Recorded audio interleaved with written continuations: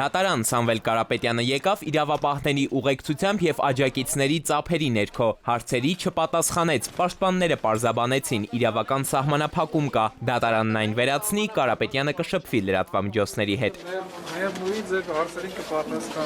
Սամվել Կարապետյանի գործով նիստի դռները շարունակում են բաց մնալ, բայց դահլիճում տեսանկարահանումն, առավել եւս այստեղից ուղիղ հեռարձակումն արգելված է, պաշտպանական խումբներ միջնորդել, որպեսզի մնան մասնագիտական քննարկումների դաշտում եւ մինչեւ կմեկնարկի դատական նիստը Թբիլիսյան խճուղով է անցնում աջակցության երթը Կարապետյանին տնային կալանքից ազատելու պահանջով։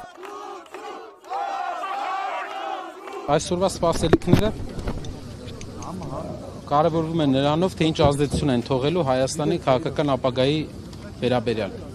Մենք վստահ ենք, որ Սամվել Կարապետյանի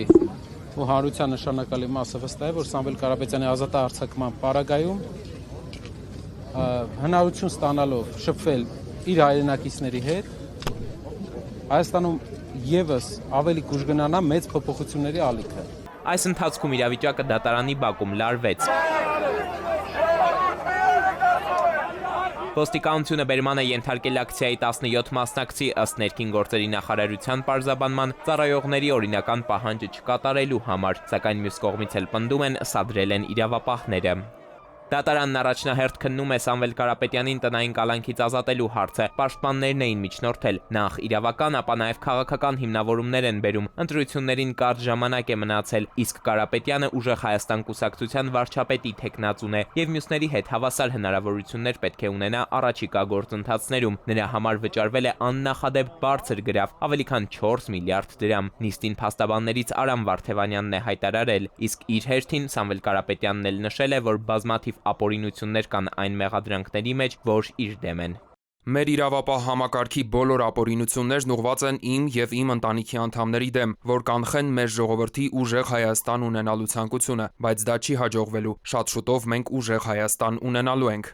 Գրեթե 5 ժամ տևած նիստի ավարտին դատարանը որոշեց բավարարել դատախազության միջնորդությունը Կարապետյանի տնային կալանքը երկարաձգելով եւս 3 ամսով, այսինքն ընտրապայքարի թեժ փուլում քարոզարշավին չի կարողանա մասնակցել, փոխարենը բացառությամբ 30 կոնկրետ անձի Սամվել Կարապետյանը կարող է շփվել լրագրողների հետ, հարցազրույցներ ունենալ, ինչպես նաեւ հանդես գալ հրապարակային հայտարարություններով։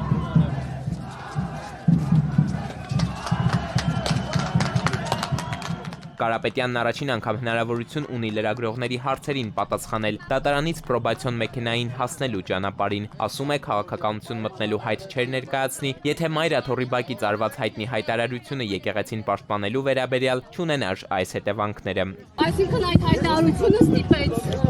այս անարտարությունները ստիպեց։ Ինչ վերաբերում է Մոսկվայից ուղղորդվելուն, ապա Սամվել Կարապետյանը նշում է, թե իրեն ուղղորդողը միայն ժողովուրդն է։ Էդուարդ Պողոսյան, ժամը լրատվական։